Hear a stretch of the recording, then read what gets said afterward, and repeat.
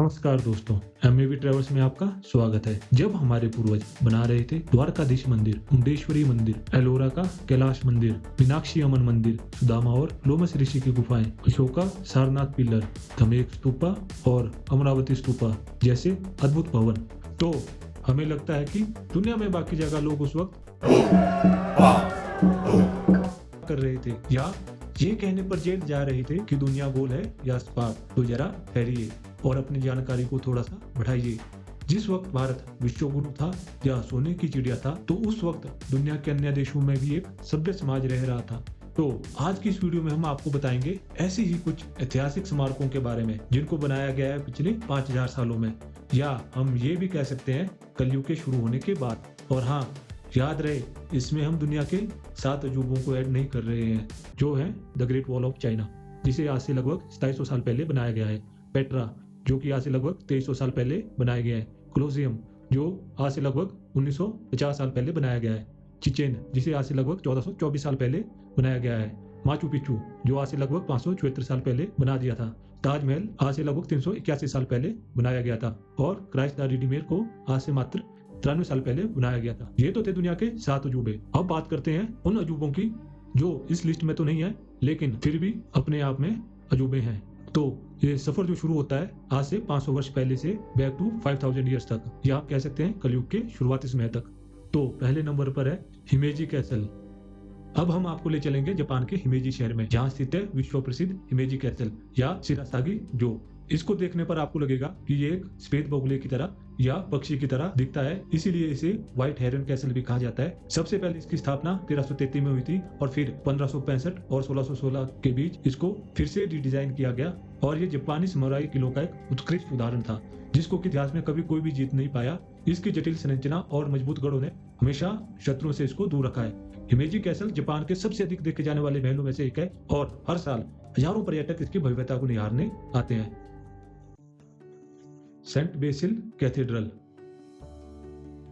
रूस की राजधानी मॉस्को में स्थित है कैथेड्रल ऑफ वसीली, जिसे आमतौर पर सेंट बेसिल कैथेड्रल के नाम से भी जाना जाता है। रंगीन गुंबदों और खूबसूरत वास्तुकला के लिए दुनिया भर में ये प्रसिद्ध है, जिसका निर्माण 16वीं शताब्दी के मध्य में 1555 से 1561 के बीच में किया गया था। असल में ये इमारत, इसमें बने 9 अलग अलग चर्चों का समूह है। हर चर्च का अपना एक अलग गुंबद है, जो कि इसको अलौकिक बनाता है। इस अद्भुत वास्तुकला को बनाने वाले वास्तुकारों के नाम आज भी एक रहस्य है। कहा जाता है कि इन वास्तुकारों को अंधा करवा दिया था ताकि वे दोबारा इतनी खूबसूरत इमारत कहीं और न बना सकें। कहते हैं इस इमारत का जो कलर कॉम्बिनेशन है वो बाइबल में जिस तरह से स्वर्ग का वर्णन किया गया है उससे प्रेरणा लेकर बनाया गया है। रूसी वास्तुकला का प्रतीक है कैथेड्रल ऑफ वसीली। ये रूस की धार्मिक विरासत और अनूठी वास्तुकला का एक प्रमुख प्रतीक है, जो न सिर्फ रूसियों के लिए आस्था का केंद्र है बल्कि दुनिया भर के पर्यटकों को अपनी ओर खींचता है। Saint Peter's Basilica, Vatican City में स्थित सेंट पीटर बेसिलिका ईसाई धर्म के सबसे पवित्र स्थलों में से एक है और इसकी वास्तुकला और कलात्मक वैभव दुनिया भर के लोगों को मंत्रमुग्ध कर देता है। कहते हैं कि इस चर्च को बनने में लगभग 120 साल लगे थे, जिसकी आधारशिला 1506 में रखी गई और जिसका काम कंप्लीट हुआ 1626 में जाकर। ऐसी मान्यता है कि सेंट पीटर को जिस स्थान पर दफनाया गया था उसी स्थान पर यह चर्च बनाया गया है और उनके नाम पर ही इस चर्च का नाम रखा गया है। चर्च के केंद्र में स्थित विशाल गुंबद, मूर्तियां, चर्च की दीवारें और उस पर शानदार चित्रकारी और मोज़ेक इसको खास बनाता है और ईसाई धर्म के अनुयायियों के लिए एक महत्वपूर्ण तीर्थ स्थल है। साथ ही यह रोम घूमने आने वाले हर पर्यटक के लिए एक प्रमुख आकर्षण का केंद्र है। Saint Peter Basilica Catholic church का हेडक्वार्टर भी है और पोप यहीं से चर्च के कामों का संचालन करते हैं। अल्हम्ब्रा महल, स्पेन की ग्रेनेडा सिटी में है अल्हम्ब्रा महल परिसर, जो कि अपनी भव्य वास्तुकला, कलात्मक वैभव और समृद्ध इतिहास के लिए दुनिया भर में प्रसिद्ध है और लगभग 11वीं से 13वीं शताब्दी के बीच में बनाया गया था। अल्हम्ब्रा सिर्फ एक महल ही नहीं बल्कि किलों, महलों, उद्यानों और जल संरचनाओं का एक विशाल परिसर है, जो इस्लामिक वास्तुकला, कलाकृति और कला का एक बेहतरीन उदाहरण है। कहते हैं इस्लामिक शासकों ने जन्नत को ध्यान में रखकर इसको बनाया था। यहाँ के बगीचे, फुवारे स्वर्ग की झलक देते हैं, ऐसा इस्लाम में विश्वास रखने वाले लोग मानते हैं। और चलते हुए पानी की आवाज और हरियाली का मनमोहक दृश्य तो आपको यहाँ पर मंत्रमुग्ध ही कर देगा। 15वीं शताब्दी में ग्रेनेडा पर ईसाई राजाओं के विजय के बाद अल्हम्ब्रा को शाही निवास के रूप में इस्तेमाल किया जाने लगा। इस दौरान महल में कुछ बदलाव भी किए गए और आज अल्हम्ब्रा स्पेन में सबसे अधिक देखे जाने वाले पर्यटक स्थलों में से एक है। अंकोर वाट, कंबोडिया के जंगलों में छुपा हुआ अंकोर वाट मंदिर परिसर दुनिया का सबसे बड़ा धार्मिक स्मारक है, जिसका निर्माण सूर्यवर्मन द्वितीय के शासनकाल के दौरान लगभग 1110 से 1150 के मध्य हुआ था। यह विशाल मंदिर भगवान विष्णु को समर्पित है और इसकी दीवारों पर रामायण और महाभारत की कहानियां भी गिरी हुई है। मंदिर की दीवारों पर हजारों की संख्या में मूर्तियां और नक्काशी है। ये मूर्तियां देवी देवताओं, राक्षसों, योद्धाओं और अप्सराओं को दर्शाती है। ये न सिर्फ एक मंदिर है बल्कि एक विशाल नगर परिसर का हिस्सा था जिसे एंकोर कहा जाता था। कहते हैं ये शहर 15वीं शताब्दी में अचानक गायब हो गया और सदियों तक जंगल में छुपा रहा। 19वीं शताब्दी में एक फ्रांसीसी खोजकर्ता ने इसे दोबारा खोज निकाला। आज अंकोर वाट कंबोडिया का राष्ट्रीय प्रतीक है और देश के पर्यटन उद्योग का मुख्य आधार है। यह मंदिर न सिर्फ कंबोडिया के इतिहास और संस्कृति को दर्शाता है बल्कि मानव सभ्यता की एक महत्वपूर्ण उपलब्धि भी बताता है। लीनिंग टावर ऑफ पीसा या पीसा की मीनार। इटली के पीसा शहर में लीनिंग टावर ऑफ पीसा या पीसा की मीनार भी वास्तुकला का एक अद्भुत नमूना माना जाता है। इसका निर्माण 1173 में शुरू हुआ था और 200 वर्षों तक यह कार्य निरंतर चलता रहा। तब जाकर 1399 में इसका काम पूरा हुआ और कहते हैं कि 8 मंजिलों वाली इस इमारत की जब मात्र सिर्फ 3 मंजिलें ही बनी थी तभी से इसमें झुकाव आना शुरू हो गया था। ये मीनार लगभग 56 मीटर ऊंची है और इसमें लगभग 4 डिग्री का झुकाव है, जो कि आपको दिख रहा होगा। पर आश्चर्य की बात यह है कि यह मीनार आज तक गिरी नहीं है, जबकि इस मीनार ने 1280 के बाद 4 से भी ज्यादा शक्तिशाली भूकंप झेले हैं। लेकिन इसके बावजूद ये अपनी जगह पर खड़ी है। कैसे खड़ी है? इसको लेकर वैज्ञानिकों का मानना है कि इसके पीछे की वजह इसके नींव में डाली गई नरम मिट्टी। ऐसा है तो हमें हर इमारत के नीचे ऐसे ही नरम मिट्टी डाल देनी चाहिए। इसी झुकाव की वजह से ये इमारत दुनिया भर में मशहूर है और इस इमारत के बारे में अभी भी ये कयास लगते रहते हैं कि ये कभी भी गिर सकती है। तो इससे पहले कि ये गिर जाए आप इटली जाकर इसको देख सकते हैं। मोआई स्टैट्यूज। दक्षिणी अमेरिका में एंडीज पर्वत और प्रशांत महासागर के बीच में एक देश है जिसको चिली कहते हैं और उसमें एक छोटा सा आइलैंड है, ईस्टर आइलैंड। यहाँ लहरों को चीरती हुई खड़ी है सैकड़ों विशाल पत्थर की मूर्तियां। ये हैं मोआई स्टैट्यूज। उनका रहस्य है आज भी दुनिया भर के पुरातत्वविदों और इतिहासकारों को चकराए हुए हैं। कहते हैं कि बहुत समय पहले ईस्टर द्वीप में रापा नुई नाम की एक संस्कृति हुआ करती थी और इसी संस्कृति के लोगों ने लगभग 12वीं से 16वीं शताब्दी के दौरान ज्वालामुखी से निकले गहरे भूरे रंग के ज्वालामुखी चट्टानों को तराश कर ये विशाल मूर्तियां बनाई थी। ये मूर्तियां 3 से 30 मीटर ऊंची और 14 से 300 टन वजन तक की हैं। इतनी सारी मूर्तियों को इतनी दूर कैसे लाया गया होगा, ये एक रहस्य है। पर जहाँ पर रहस्य है वहाँ बुद्धिजीवियों की छोरी। इसके मुताबिक रापा नुई के लोगों ने इन मूर्तियों को लकड़ियों के सहारे खींचकर यहाँ तक लाया होगा, या कुछ का कहना है कि ये किसी जटिल रस्सी प्रणाली का इस्तेमाल करते होंगे। मूर्तियों के सिर बड़े हैं, नाक लंबी है और चिन्ह नुकीली है। मान्यता है कि ये मूर्तियां रापा नुई के लोगों के पूर्वजों की आत्माओं का प्रतिनिधित्व करती थी, जो कि उनकी रक्षा करते थे और समृद्धि लाते थे। लेकिन अचानक ही 17वीं शताब्दी के आसपास आपसी संघर्ष, संसाधनों की कमी और जंगलों के नाश ने उन्हें तबाह कर दिया। परिणाम स्वरूप रापा नुई संस्कृति का भी अंत हो गया होगा और मोआई बनाने का काम भी रुक गया और बहुत सी अधूरी मूर्तियां आज भी ज्वालामुखी के पास ही हैं। 18वीं शताब्दी में यूरोपीय खोजकर्ता यहाँ पर पहुंचे तो इनको देखकर दंग रह गए और उन्होंने इसको ईस्टर द्वीप का नाम दिया और मोआई मूर्तियों के रहस्य को दुनिया के सामने ला दिया। आज भी ये मूर्तियां ईस्टर द्वीप की पहचान है। ये न सिर्फ प्राचीन रापा नुई संस्कृति की कलात्मक प्रतिभा को दर्शाती है, बल्कि ये हमें एक खो चुकी सभ्यता की कहानी भी सुनाती है। बेस्किया ग्रेट टेम्पल। ये मंदिर इंडोनेशिया के पूर्वी बाली में माउंट अंगुम की ढलानों पर बेस्किया गांव में स्थित है, जिसे कि बेस्किया का मातृ मंदिर भी कहा जाता है। मंदिर का मूल नाम वासुकी था और कालांतर में ये समय के अनुसार बेस्की हो गया होगा और हो सकता है भगवान शिव के गले में जो नाग रहता है, वासुकी नाग, उसके नाम पर इस जगह का नाम वासुकी रखा गया होगा। माउंट अंगुम पर्वत बाली का सबसे ऊंचा पर्वत है और मंदिर लगभग समुद्र तल से 1000 मीटर की हाइट पर है और ये एक एक्टिव वोल्केनो भी है। बेस्किया मंदिर कब बना, इसकी सटीक जानकारी तो उपलब्ध नहीं है या अज्ञात है। हालांकि इसमें इस्तेमाल हुए पत्थर मेगालिथिक काल से हैं, लगभग कम से कम 2000 वर्ष पुराना। पर विशेषज्ञों का कहना है कि कुछ इमारतें 7वीं सदी की हैं और कुछ 11वीं सदी की और कुछ 13वीं सदी की।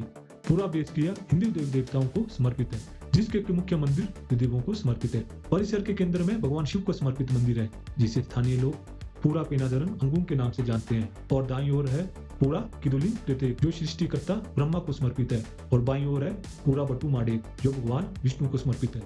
हर मंदिर की अपनी एक अलग कहानी है, जो बाली की संस्कृति, लोक कथाओं और देवी देवताओं से जुड़ी हुई है। हर साल हजारों की संख्या में श्रद्धालु बेस्किया आते हैं और पूजा अर्चना करते हैं। और इतने सालों में बेस किया मंदिर कई आपदाओं का सामना कर चुका है।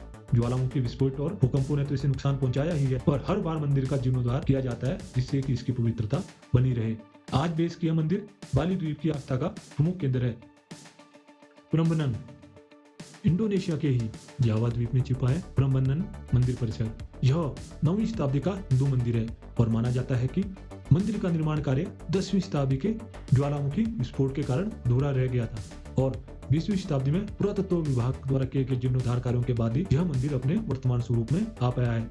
यह मंदिर परिसर मुख्य रूप से भगवान शिव को समर्पित है और परिसर में 3 ऊंचे मंदिर है, जिनमें से सबसे ऊंचा मंदिर भगवान शिव को है। बाकी 2 मंदिर माता पार्वती और भगवान विष्णु को समर्पित है। अपनी भव्य वास्तुकला के अलावा यह मंदिर प्रसिद्ध है भगवान शिव और प्रम्बनन की प्रेम कहानी को लेकर। कहते हैं कि कई साल पहले जावा द्वीप में एक हिंदू राजा पिकातन हुआ करता था। राजा की एक खूबसूरत बेटी थी जिसका नाम प्रम्बनन था। प्रम्बनन भगवान शिव की अनन्य भक्ति और उनकी इच्छा थी कि भगवान शिव भी उनके पति बने। दूसरी तरफ था शैव धर्म के सबसे बड़े विरोधी राजा बहुलादा का बेटा लोरो जोंगरंग, जो कि प्रम्बनन के रूप पर मोहित हो गया और उसने शिव का रूप धारण कर प्रम्बनन से शादी कर ली। पर शादी की रात जब लोरो जोंगरंग का असली रूप सामने आया तो प्रम्बनन क्रोधित हो उठी और उन्होंने भगवान शिव से मदद के लिए प्रार्थना की और कहते हैं भगवान शिव उसकी मदद करने आए और अपने त्रिशूल से उन्होंने लोरो जोंगरंग का वध कर दिया। और उन्होंने इसके साथ साथ भगवान शिव से यह भी वरदान मांग लिया कि उनकी मृत्यु के बाद शिव की पत्नी पार्वती के रूप में ही उन्हें भी याद किया जाए। यही कारण है कि प्रम्बनन मंदिर परिसर में सबसे ऊंचा मंदिर भगवान शिव को समर्पित है और इसके अलावा यहाँ पर जो मंदिर है उनमें से एक मंदिर प्रम्बनन को समर्पित है और एक मंदिर यहाँ पर भगवान विष्णु को समर्पित है। लालीबेला चर्चेज अफ्रीकी महाद्वीप में इथोपिया के उत्तरी हाईलैंड में स्थित लालीबेला नामक छोटे से शहर में चर्च बने हैं। ये शहर अपने अनोखे चट्टान से बनाए गए चर्चों के लिए प्रसिद्ध है। कहते हैं इन चर्चों का निर्माण 7वीं से 13वीं शताब्दी के बीच में हुआ था और इन चर्चों को जेरूशलेम के अल्टरनेट के तौर पर बनाया गया था क्योंकि मुस्लिमों ने ईसाई तीर्थयात्रियों के लिए जेरूशलेम में एंट्री बैन कर दी थी। यह स्ट्रक्चर ठीक वैसा ही है जैसा कि भारत के रॉक टेम्पल का आर्किटेक्चर होता है, जैसे कि एलोरा का कैलाश टेम्पल।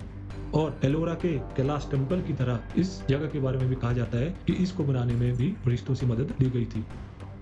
बोरबुडुर इंडोनेशिया के जावा द्वीप के बीचों बीच जंगलों से घिरे ऊंचे पहाड़ों में स्थित है बोरबुडुर का भव्य मंदिर परिसर। यह 9वीं शताब्दी का एक बौद्ध मंदिर है जो न सिर्फ अपने विशाल आकार के लिए जाना जाता है बल्कि अपनी ज्ञानवर्धक कहानियों और मूर्तियों के लिए भी प्रसिद्ध है। कहते हैं कि कई साल पहले शैलेंद्र राजवंश के शासनकाल में राजा शैलेंद्र को एक सपना आया और सपने में उन्हें भगवान बुद्ध ने बोध गया की तरह एक विशाल मंदिर बनाने का आदेश दिया। राजा शैलेंद्र ने सपने को सच मानते हुए जंगलों को साफ करवाया और हजारों लोगों को लगाकर इस भव्य बौद्ध मंदिर का निर्माण करवाया। मंदिर का निर्माण बौद्ध धर्म के गहन दर्शन को दर्शाता है। इसके 9 स्तर ज्ञान प्राप्ति के सीढ़ियों का प्रतीक है। सबसे नीचे का स्तर यानी कि आधार भौतिक जगत का प्रतिनिधित्व करता है और सबसे ऊपर का स्तर आत्मिक ज्ञान की प्राप्ति का सूचक है। हर स्तर पर सीढ़ियों के दोनों तरफ बनी मूर्तियां बौद्ध धर्म की कहानियों को दर्शाती है और भगवान बुद्ध के पिछले जन्म की गाथाओं को बयान करती है। बोरबुडुर मंदिर के केंद्र में एक विशाल स्तूप बना हुआ है और इस स्तूप के अंदर भगवान बुद्ध की एक गुप्त प्रतिमा है। माना जाता है कि इस प्रतिमा के दर्शन के लिए स्तूप में छेद करवाए जाते थे, पर बार बार छेद करने से इसमें नुकसान हो रहा था तो अब इसे ऐसे ही रहने दिया गया है। सदियों तक बोरबुडुर मंदिर ज्वालामुखी की राख के अंदर था, पर 19वीं शताब्दी में से फिर से खोजा गया और पुरातत्व विभाग ने इसका जीर्णोद्धार किया और आज ये इंडोनेशिया का गौरव बन गया है। बोरबुडुर मंदिर सिर्फ एक धार्मिक स्थल ही नहीं है बल्कि ज्ञान का खजाना है और इसकी मूर्तियां और वास्तुकला बौद्ध धर्म के इतिहास और दर्शन को बयां करती है। लेशान की विशाल बुद्ध प्रतिमा चीन के सिचुआन प्रांत में 3 नदियों का संगम है जहाँ पर स्थित है लेशान की विशाल बुद्ध प्रतिमा। यह दुनिया की सबसे ऊंची खोदी गई बुद्ध प्रतिमा है जो लगभग 71 मीटर ऊंची है और प्रतिमा को लाल बलुआ पत्थर को काटकर बनाया गया है। लेशान में 3 नदियों मिन, इंगी और दादू का संगम होता है और नदी पार करते वक्त बहुत से लोग अक्सर डूब जाया करते थे और कहा जाता है कि फिर हैतुंग नाम के एक बौद्ध भिक्षु है जिन्होंने सोचा कि अगर वो नदी के किनारे एक विशाल बुद्ध प्रतिमा बना दे तो शायद बुद्ध की दया से नदी शांत हो जाए और लोगों की जान बच सके। तो उन्होंने अपना ये विचार स्थानीय लोगों के बीच रखा और लोग भी हैतुंग की बातों से सहमत हुए और उन्होंने मिलकर पहाड़ को काट कर एक विशाल बुद्ध प्रतिमा को बनाना शुरू किया। कुछ समय बाद हैतुंग की तो मृत्यु हो गई, लेकिन उनके शिष्यों ने उनके सपने को पूरा करने का बीड़ा उठाया। लगभग 90 वर्षों की मेहनत के बाद आखिरकार 8वीं सदी में यह विशाल बुद्ध प्रतिमा बनकर तैयार हुई। 71 मीटर ऊंची यह प्रतिमा दूर से ही नजर आती है और उनके शांत चेहरे से तो मानो करुणा की धारा बहती हो ऐसा प्रतीत होता है। और प्रतिमा बनने के बाद वहां की नदी शांत हो गई और लोगों के लिए रास्ता सुरक्षित हो गया। तब से लिशान की यह बुद्ध प्रतिमा न सिर्फ श्रद्धा का प्रतीक बन गई, बल्कि ये इंजीनियरिंग के कमाल और मानव प्रयास की जीती जागती मिसाल भी है। हगिया सोफिया तुर्की की राजधानी इस्तांबुल में स्थित है हगिया सोफिया। प्राचीन यूनानी भाषा में हगिया का अर्थ होता है पवित्र और सोफिया का अर्थ ज्ञान, इसलिए हगिया सोफिया का अर्थ हुआ ईश्वर का ज्ञान। ये एक भव्य स्मारक है जो शुरुआत में एक चर्च था, फिर मस्जिद बना और फिर म्यूजियम और आजकल ये एक मस्जिद है। इसका निर्माण पूर्वी रोमन सम्राट जस्टिनियन प्रथम के द्वारा 532 से 537 ईस्वी के दौरान करवाया गया था। कहते हैं कि लगभग 1500 साल पहले बेजेंटाइन साम्राज्य के शहंशाह जस्टिनियन प्रथम को एक सपना आया। सपने में उन्हें ईश्वर ने एक विशाल चर्च बनाने का आदेश दिया। जस्टिनियन ने अपने सपने को सच मानते हुए हजारों मजदूरों को लगाकर दुनिया का सबसे आलीशान चर्च बनाना शुरू किया और मात्र 6 साल की मेहनत के बाद 537 ईस्वी में यह चर्च बनकर तैयार हुआ, जिसे कि हगिया सोफिया नाम दिया गया। इस चर्च की भव्यता देखते ही बनती थी। विशाल गुंबद, संगमरमर के स्तंभ और चमकती हुई मोज़ेक कलाकृतियां ईश्वर की महिमा का बखान करती थी। सदियों तक हगिया सोफिया ईसाई धर्म का प्रमुख केंद्र रहा, लेकिन 1453 ईस्वी में ओटोमन साम्राज्य के सुल्तान मोहम्मद द्वितीय ने कॉन्स्टेंटिनोपल को जीत लिया। विजय के बाद ओटोमन ने हगिया सोफिया को मस्जिद में बदल दिया और सदियों बाद जब तुर्की गणराज्य की स्थापना हुई तो हगिया सोफिया को एक म्यूजियम बना दिया गया और एक ही छत के नीचे ईसाई और इस्लामी दोनों धर्मों की कलाकृतियां देखने को मिली। लेकिन 2020 के तुर्की सरकार के एक फैसले ने फिर से इतिहास के पन्ने पलट दिए। हगिया सोफिया को दोबारा मस्जिद बना दिया गया। ईसाई और इस्लाम धर्म के बीच सांस्कृतिक सेतु का काम करने वाला हगिया सोफिया आज भी उसी तरह खड़ा है, मानो कह रहा हो कि सच्ची कला और स्थापत्य ईश्वर के ही विभिन्न रूपों का प्रतीक है। इफुगागो राइस टेरेस फिलीपींस के हरे भरे लुजोन द्वीप में आसमान छूते पहाड़ों के बीच में है सीढ़ीनुमा खेत, जिसे कि इफुगागो राइस खेत के नाम से जाना जाता है। आज के समय में इन खेतों को देखकर लगता है कि ये कोई सामान्य सी बात है, पर इतनी ऊंचाई पर खेत बनाना आसान नहीं था, वो भी बिना किसी औजार के, बिना किसी मशीनों की मदद से। पर फिर भी पीढ़ी दर पीढ़ी मेहनत करके इफुगागो जनजाति के लोगों ने ये सीढ़ीनुमा खेत यहाँ पर बनाए। कहते हैं कि कई हजार साल पहले जब मैदानी इलाकों में जगह कम पड़ गई तो इफुगागो जनजाति के लोगों ने पहाड़ों को काटना शुरू किया और ये खेत सदियों से न सिर्फ इफुगागो जनजाति का पेट भर रहे हैं, बल्कि मानव इतिहास की कहानी को भी बयां कर रहे हैं। पहाड़ों को सीढ़ियों में बदलकर इफुगागो के लोगों ने न सिर्फ समतल जमीन बनाई, बल्कि बारिश के पानी को भी रोका और ये पानी एक खेत से दूसरे खेत को सींचता हुआ नीचे जाता था। आज भी इफुगागो जनजाति के लोग उसी परंपरागत तरीके से यहाँ पर धान की खेती या चावल की खेती करते हैं और नई पीढ़ी को भी यही ज्ञान सिखाते हैं। आज ये खेत न सिर्फ फिलीपींस के लिए बल्कि पूरे विश्व के लिए गर्व का विषय। ये खेत पर्यटकों को अपनी प्राकृतिक सुंदरता और इफुगागो जनजाति की समृद्ध संस्कृति से रूबरू करवाते हैं। एक्रोपोलिस ग्रीस की राजधानी एथेंस में एक ऊंची चट्टान पर स्थित है एक्रोपोलिस, जिसे सुनहरे रंग की इमारतों और भव्य मंदिरों के लिए जाना जाता है। यह मात्र एक पहाड़ी नहीं है, बल्कि 2500 सालों से कला, संस्कृति और धर्म का केंद्र रहा है। कहा जाता है कि प्राचीन समय में एक्रोपोलिस को देवताओं के निवास स्थान के रूप में माना जाता था। यहाँ पर सबसे ऊंचे स्थान पर बना पार्थेरन मंदिर, जो कि एथेंस की देवी एथेना को समर्पित है। पौराणिक कथाओं के अनुसार एथेना और पोसीडोन नामक 2 देवी देवता इस शहर के संयोजक बनने की दौड़ में थे। दोनों में एक शर्त रखी गई, जो भी शहर को एक बेहतर भेंट देगा वही इसका संयोजक बनेगा। पोसीडोन ने अपने त्रिशूल से चट्टान पर प्रहार किया और यहाँ से खारा पानी निकलने लगा, जबकि एथेना ने यहाँ जैतून का पेड़ उगाया जिससे जैतून का तेल निकलता था। एथेना की भेंट को लोगों ने यहाँ पर ज्यादा उपयोगी माना। पार्थेनन मंदिर एथेना की इसी जीत का प्रतीक है। इस मंदिर की भव्य मूर्तियां, कलाकृतियां और सजावट आज भी ग्रीक कला कौशल की याद दिलाती है। इसके अलावा एक्रोपोलिस एक रक्षात्मक किले की तरह भी काम करता था और युद्ध के समय परे राज्य के लोगों के लिए शरण स्थली के रूप में भी काम करता था। पर बाद में इसको वर्जिन मैरी को समर्पित एक ईसाई चर्च में बदल दिया गया। ये हुआ बाइजेंटाइन साम्राज्य के दौरान लगभग 4वीं से 15वीं सदी के बीच में जो चला, और 1687 में तुर्की युद्ध के दौरान वेनिस की सेनाओं द्वारा एक्रोपोलिस पर बमबारी हुई, जिससे कि इसकी संरचनाओं पर काफी नुकसान पहुंचाया। और फिर 19वीं शताब्दी की शुरुआत में लॉर्ड एल्जिन ने पार्थेरन में कई मूर्तियों को हटाया और उन्हें वो इंग्लैंड ले गए, जिन्हें अब ब्रिटिश म्यूजियम में प्रदर्शित किया जाता है। एक्रोपोलिस ग्रीस के गौरवशाली इतिहास का साक्षी है। यह प्राचीन यूनानी कला, धर्म और वास्तुकला का एक उत्कृष्ट संग्रहालय है।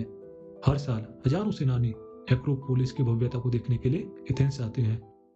टेम्पल ऑफ हेरा हेरा का मंदिर, जिसे हेरायन के नाम से भी जाना जाता है, ग्रीस के ओलंपिया में स्थित है। यह ओलंपिया का सबसे पुराना मंदिर है और ग्रीस में सबसे अधिक सम्मानित मंदिरों में से एक है, जो चमकते हुए संगमरमर से बना था। और ऊंचे पिलर से सुशोभित यह मंदिर मूल रूप से हेरा और ज्यूस दोनों के लिए समर्पित था, जब तक कि ज्यूस के लिए उन लोगों ने वहां पर अलग से मंदिर का निर्माण नहीं किया था। और इस मंदिर का निर्माण लगभग 250 वर्ष पहले शुरू हुआ होगा। हिस्टोरिक आर्किटेक्चर हो पर कोई कहानी ना हो, ऐसा तो हो नहीं सकता। ज्यूस जो कि ओलंपस के देवताओं के राजा थे, उन्होंने अपनी ही बहन हेरा से विवाह किया। उनका विवाह शुरुआत में तो सुखद था, लेकिन ज्यूस को अन्य महिलाओं से भी प्रेम हो जाया करता था और ज्यूस ने कई अन्य महिलाओं के साथ संबंध बनाए और उनसे उनकी अनेक संतानें हुई। इस बात से हेरा को बहुत जलन महसूस हुआ करती थी और अक्सर वो ज्यूस की प्रेमिकाओं और उनकी संतानों के प्रति क्रूरता भी दिखाती थी, जिसमें से एक को उसने चुड़ैल बना दिया और एक को उसने जीसस का असली रूप देखने के लिए उकसाया, जिससे कि वो जलकर मर गई। हेरा को समर्पित मंदिर उनकी शक्ति और रुतबे का प्रतीक था। मंदिर में हेरा की सुनहरी मूर्ति स्थापित थी जो उन्हें गंभीर मुद्रा में दर्शाती थी। माना जाता था कि यह मूर्ति शादीशुदा महिलाओं की रक्षा करती है और उनके वैवाहिक जीवन में सुख लाती है। हजारों सालों तक हेरा का यह मंदिर ओलंपिक खेलों के आयोजन का एक महत्वपूर्ण केंद्र रहा। कहा जाता है कि प्राचीन ओलंपिक खेलों की मिसाल इसी मंदिर में जलाई जाती थी। दुर्भाग्य से कई भूकंपों ने इस मंदिर को क्षतिग्रस्त कर दिया है। आज यह मंदिर खंडहरों के रूप में हमारे बीच में है, लेकिन ये खंडहर हमें ग्रीक के इतिहास और धर्म की जानकारी देते हैं। और आज हेरा का यह मंदिर पुरातात्विक महत्व का एक अहम स्थल है। हर साल हजारों पर्यटक ओलंपस पर्वत की यात्रा के दौरान इस मंदिरों के अवशेषों को देखने आते हैं। अबू सिम्बेल मिस्र की धरती के अनेकों प्राचीन चमत्कारों में से एक है अबू सिम्बेल। यह भव्य मंदिर परिसर लगभग आज से 3300 साल पहले रामसेस द्वितीय के शासनकाल के दौरान बनना शुरू हुआ था और इसे बनने में लगभग 20 सालों का वक्त लगा था। यह मंदिर मिस्र के पौराणिक देवी देवताओं को समर्पित है, जैसे कि रा होरकोटी जो कि सूर्य देवता को दर्शाता है, पितह जो कि उस देवता को दर्शाता है जिसे वो लोग सृष्टि के निर्माणकर्ता मानते हैं, गॉडेस हाथोर जिसे वो लोग प्यार और सुंदरता की देवी मानते थे, और रामसेस की प्यारी पत्नी नेफर तारी को। ये दो विशाल मंदिर है जिनको की चट्टानों को काट कर बनाया गया है, ठीक वैसे ही जैसे एलोरा का कैलाश मंदिर, पर उससे लगभग 2000 साल पहले। मंदिरों के प्रवेश द्वार पर 4 विशाल मूर्तियां हैं जो रामसेस द्वितीय को दर्शाती है। इन मंदिरों को इस तरह से बनाया गया कि साल में 2 बार 21 फरवरी और 21 अक्टूबर को सूर्य की किरणें सीधे गर्भगृह के सबसे भीतरी भाग को रोशन करती है, जहाँ रामसेस द्वितीय और अन्य देवी देवताओं की मूर्तियां हैं, और ये घटना लगभग 20 मिनट तक चलती है। 1960 में मिस्र की सरकार ने नील नदी में असुआ बांध बनाने का निर्णय लिया, तो इन मंदिरों के जलमग्न होने का खतरा पैदा हो गया। तब यूनेस्को के नेतृत्व में एक अंतर्राष्ट्रीय बचाव अभियान चलाकर इन मंदिरों को उनकी मूल जगह से 65 मीटर ऊपर उठाया गया, जिसे इतिहास की सबसे बड़ी पुरातत्व बचाव योजनाओं में से एक माना जाता है। आज अबू सिम्बेल मिस्र के सबसे महत्वपूर्ण पर्यटक स्थलों में से एक है। यहाँ आने वाले पर्यटक न सिर्फ इसके भव्य वास्तुकला को निहारते हैं, बल्कि प्राचीन मिस्र के इतिहास, सभ्यता और इंजीनियरिंग कौशल को भी करीब से समझ पाते हैं। टेम्पल ऑफ बेलबेक, जिसके खंडहर आज भी हमें रोमन साम्राज्य के वैभव की कहानी सुनाते हैं। ये है बेलबेक नगर, जो अपनी विशाल मंदिरों के लिए दुनिया भर में प्रसिद्ध है। कहा जाता है कि कई हजार साल पहले, लगभग 11,000 साल, फोनिशिया सभ्यता के लोग बेलबेक में रहते थे। वे सूर्य देव के उपासक थे और उन्होंने यहाँ पर एक छोटे से मंदिर का निर्माण किया था। बाद में अलेक्जेंडर ने इस क्षेत्र पर अपना आधिपत्य जमा लिया और उन्होंने इस मंदिर को हेलियोस, अपने सूर्य देव को, जिसे वो सूर्य का प्रतीक मानते थे, उनको समर्पित कर दिया। और फिर शुरू हुआ रोमन साम्राज्य, जिन्होंने बेलबेक के छोटे मंदिरों को ध्वस्त करने का आदेश दिया और उसकी जगह पर रोमन भगवान जुपिटर के लिए एक विशाल मंदिर बनाना शुरू किया। यह मंदिर इतना विशाल था कि बनाने में कई दशक लग गए, लेकिन दुर्भाग्य से यह मंदिर कभी पूरा नहीं हो पाया। भूकंप और युद्धों ने इस मंदिर को क्षतिग्रस्त कर दिया, पर फिर भी आज जो विशाल स्तंभ और खंडहर खड़े हैं, वो उस समय के इंजीनियरिंग कौशल का लोहा मनवाते हैं। बेलबेक के इस परिसर में जुपिटर के अलावा 2 और रोमन मंदिरों के अवशेष भी पाए जाते हैं। इनमें से एक है वीनस, जिसे कि रोमन लोग सौंदर्य, सेक्स और प्रजनन क्षमता की देवी के रूप में पूजा करते थे, और जो दूसरा मंदिर है वो समर्पित था बैकस को, जिसे कि मदिरा का देवता मानते थे रोमन लोग। ये दोनों मंदिर ही अपने कलात्मक नक्काशियों के लिए प्रसिद्ध थे। आज बेलबेक के भव्य खंडहर पर्यटकों को रोमन साम्राज्य के वैभव को याद दिलाते हैं।